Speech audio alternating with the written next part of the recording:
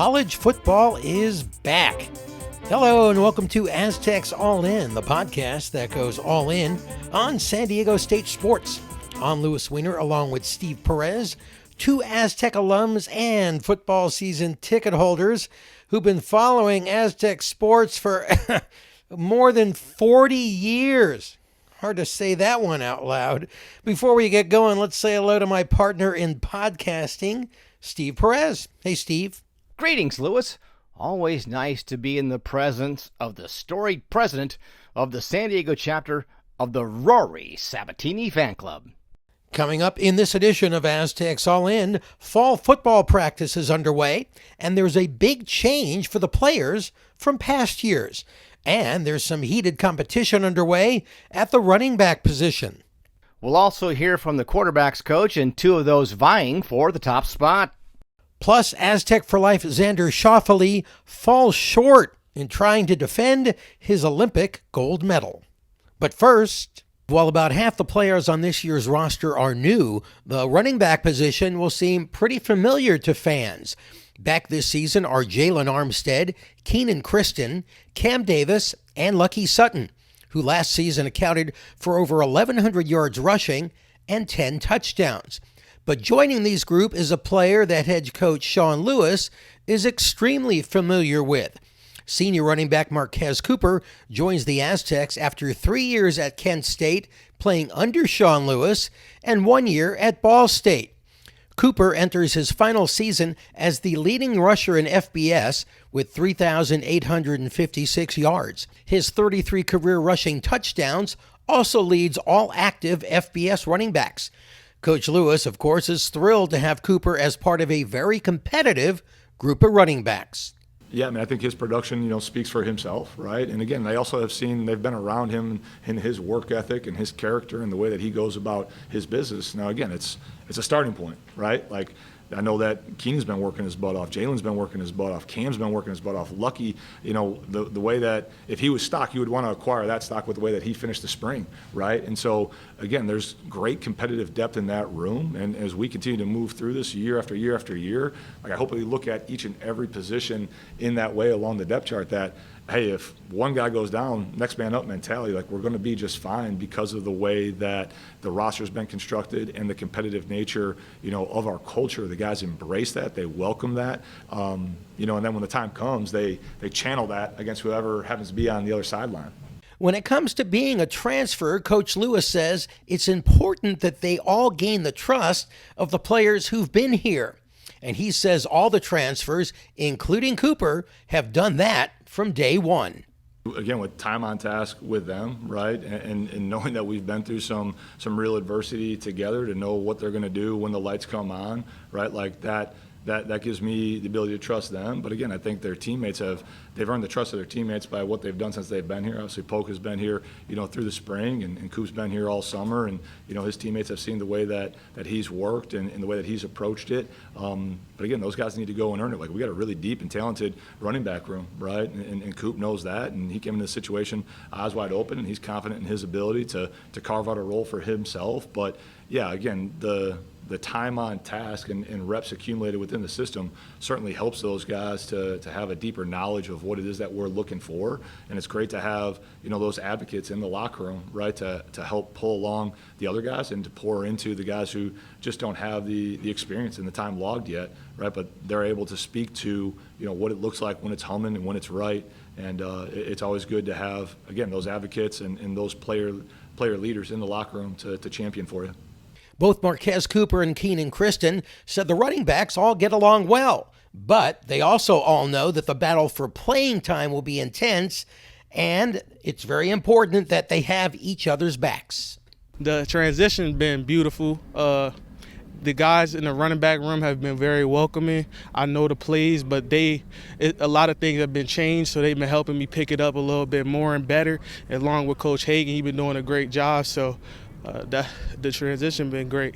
I mean, I don't think everybody is happy in any running back room in the world, but we all competing and we all trying to be great. So each man gets greatness out of the next man. So that makes you happy being better as a player.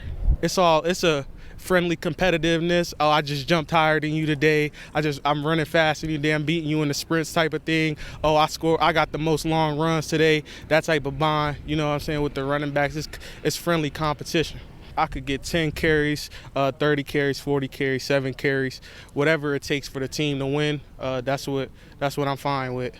I think we have a very versatile running back room. I mean, we got the power, we got the moves, we got the speed. I think that we can just do anything, and I believe anyone can do it. So we just do a lot. We joke around a lot. Like, we play around a lot. We call each other when we're away from here and just make jokes. So, I mean, we're a pretty tight-knit group. So just being brothers pretty much.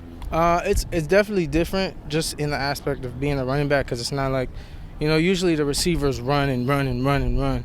So now being in the offense that's a lot faster, I feel like I have to run and run and run and run, and the receivers are doing more running. So I think it's good, though. It's a good change of pace, and I think it'll be more difficult for defenses to handle. Like, I'm not selfish, you know what I mean? There is people that are like that, and I get it, but like, I just want to see everybody eat. We all have the same goal to eventually go to the NFL. So if that means I got to split with them, then hey, we can both go for 1,000, and it'll just be that. Steve, I got the chance to ask Marquez Cooper to compare Coach Lewis then to when he played with him at Kent State to now. And he says the coach is better now than he was at Kent State. And I'm really excited to see Cooper carry the ball. Well, Lewis, day 2 of the camp, it's quarterback coach Matt Johnson and the 2 leading candidates, outwardly at least, A.J. Duffy, redshirt sophomore transfer from Florida State, and Danny O'Neal, the true freshman from Indianapolis. Theoretically, coaches say everyone on scholarship has a shot at the top spot. Someone who will obviously have much input into that selection process is Matt Johnson. Comes to the Aztecs from Kent State, where he served as offensive coordinator, and very familiar with the up-tempo, no-huddle style that Coach Lewis espouses. He worked with Coach Lewis there before the current Aztec head coach moved on to Colorado. Johnson told us at this point it's about correcting and encouraging a room full of young QBs.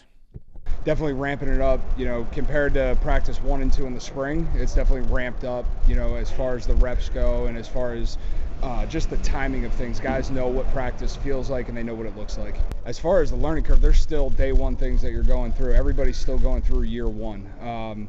Obviously the guys that were here in the spring, they have 15 practices ahead of everybody else, but in the summer a lot of it's player driven.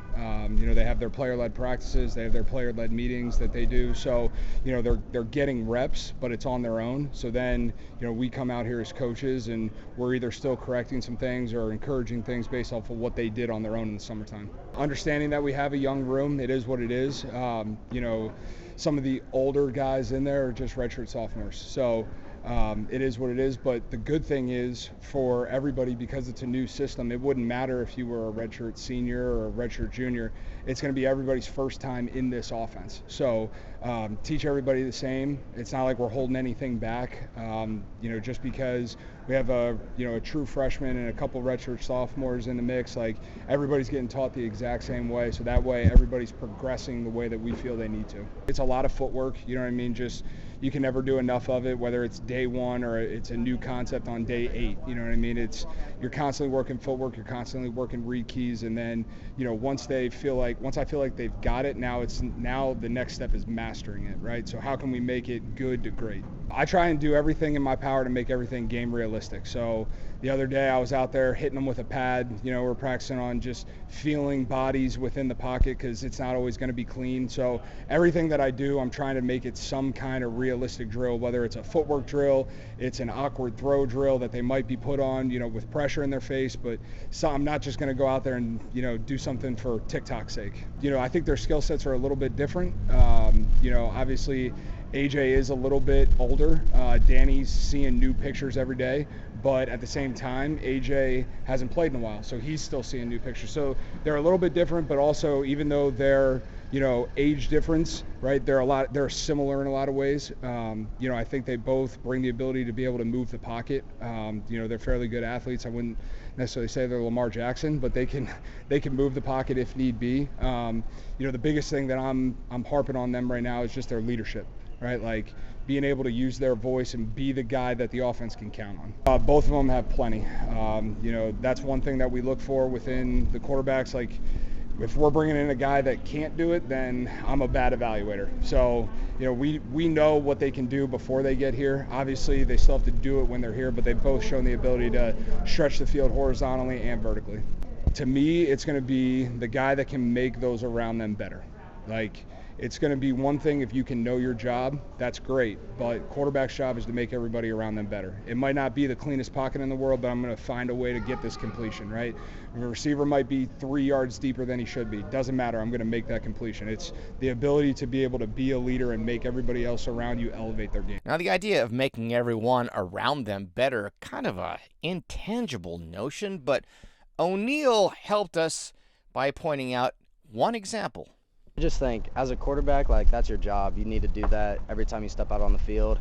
An easy example is, we were out there today and we're running 7 on and hitting a receiver, dead in the chest instead of up above his head, something like that. Just turning him into a quick runner, just ball placement, stuff like that. Just being able to turn receivers around and make them dangerous once they get the ball in their hand.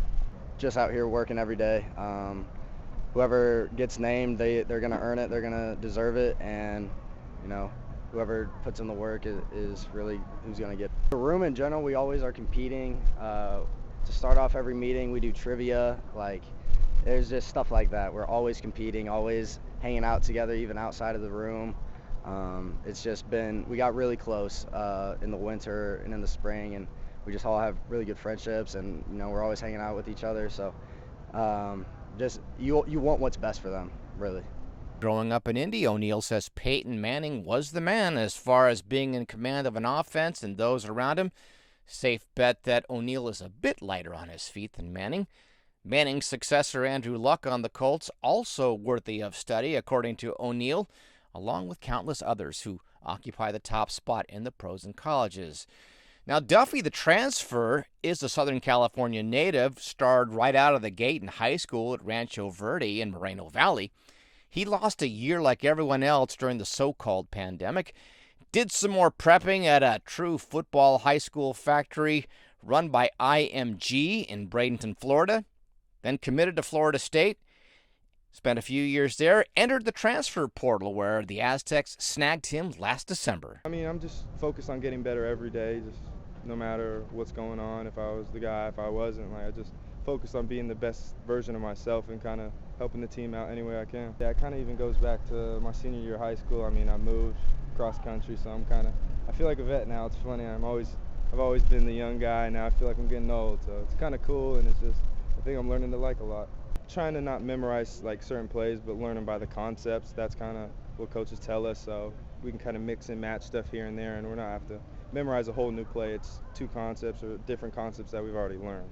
I feel like I could honestly do it all. I feel like I'm a leader on and off the field, and just to help get guys around me better.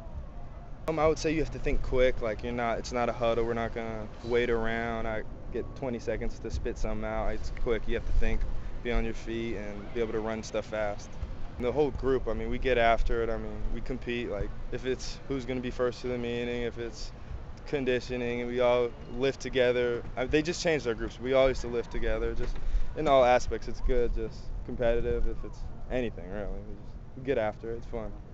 So, Louis, there are 2 of the Aztecs QBs who have emerged at this early stage. In between naming the actual number 1 and then plenty of practices. There's that wear and tear, the daily grind, film to review, which is now the new daily Bible. Lots of other teammates vying for playing time in their roles, so that's part of the calculus the coaches and players have to take into account. In other words, a lot can happen between now and then.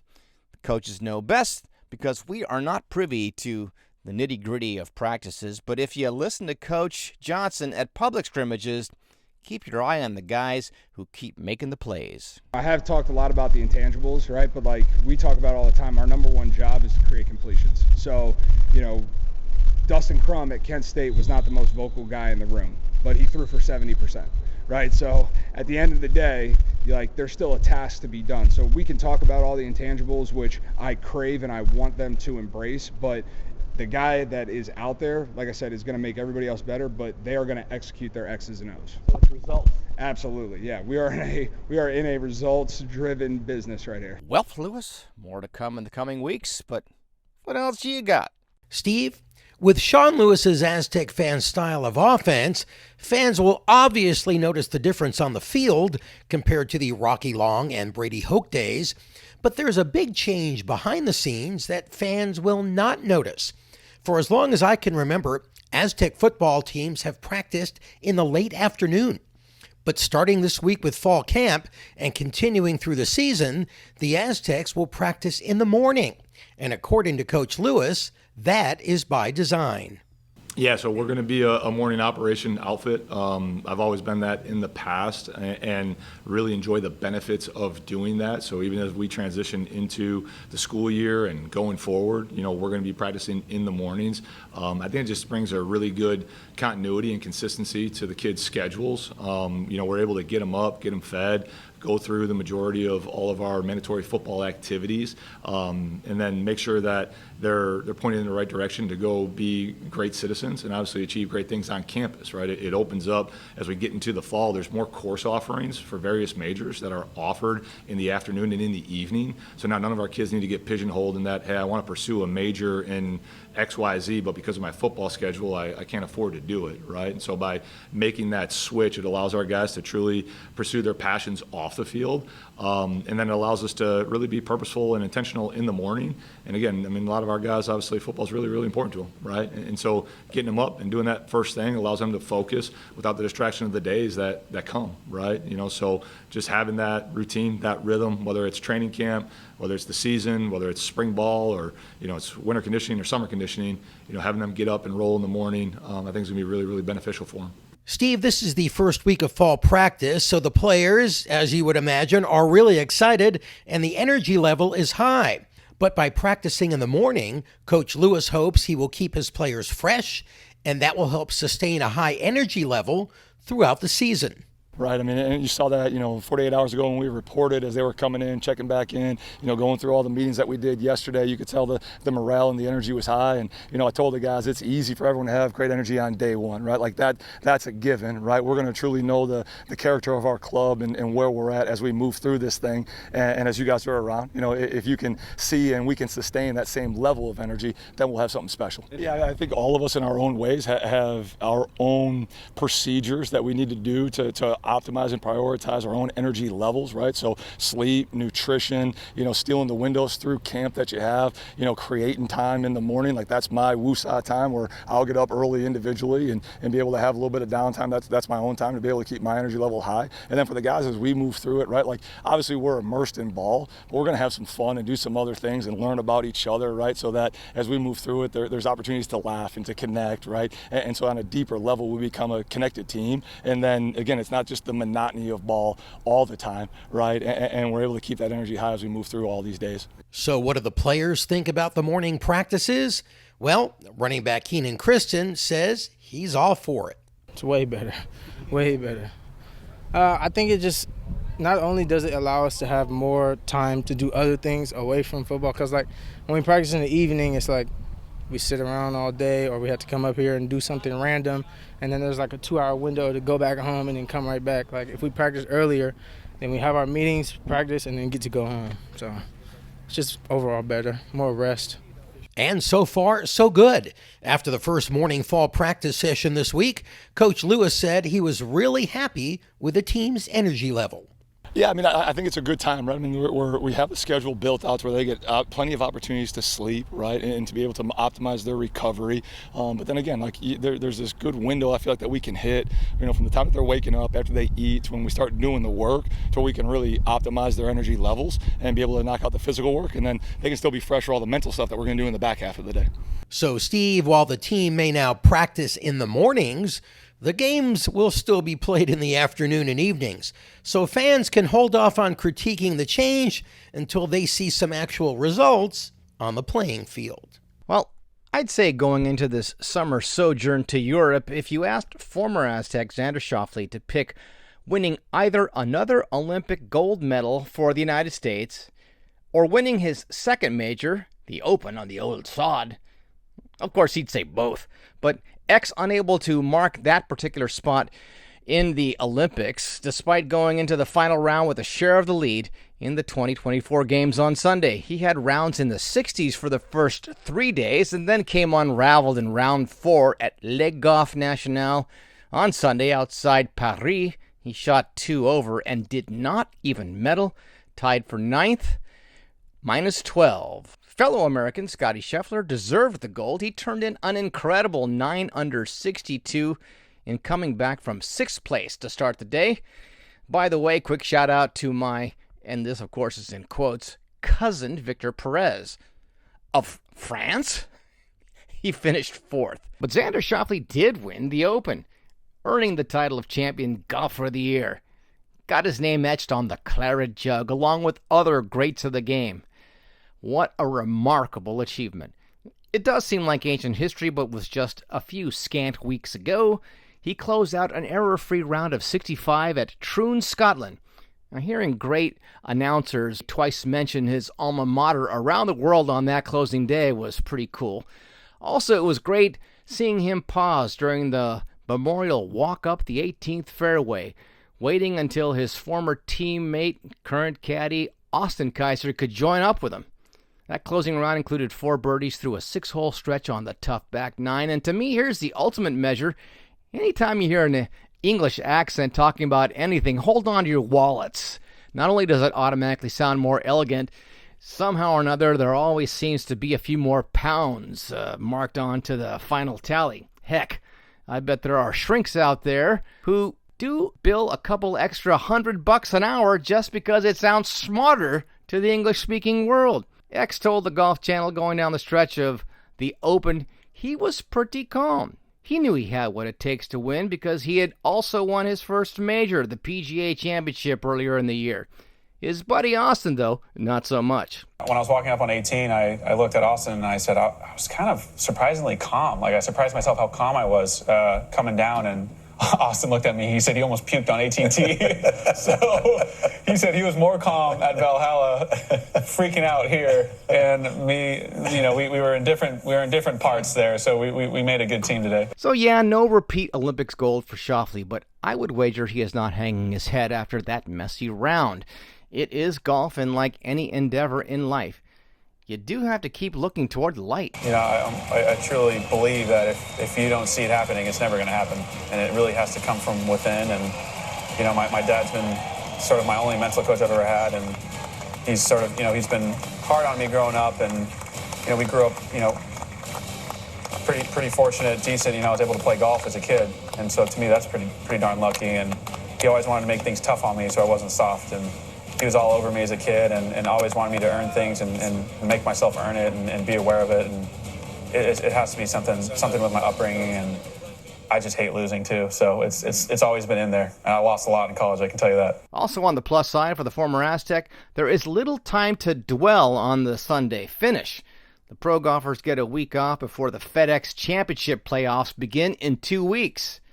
The pro who finishes in first after those 3 tournaments wins $25 million. So he has plenty of time to get over the finish in France on Sunday and get back into it and get back earning some more dough. Right, Louis? Steve, no reason to feel sorry for Aztec alum Xander Schauffele when it comes to earning money. I'm sure he'll have no problem earning many more millions in the coming years. And before we say goodbye, one more Olympic story. Congratulations to San Diego State alum Shaniko Ricketts. On Saturday, she took home her first medal, a silver in the triple jump.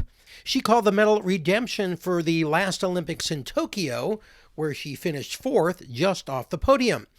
Ricketts, competing as Shanika Thomas, attended San Diego State from 2011 to 2014 and was a 3-time NCAA triple jump champion.